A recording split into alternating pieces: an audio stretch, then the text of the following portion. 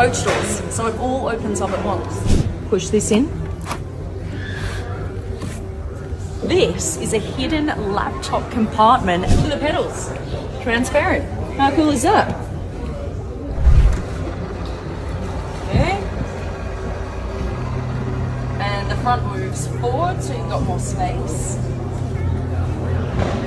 Around here, what do you want in a luxury car? A chiller, obviously, for your champagne glasses. Champagne. This is 100 here because Lincoln is celebrating 100 years since 1922. On the back, again, lights all the way across. Instead of chrome accents, you've now got lights. 24-inch wheels, love these. And the Lincoln logo light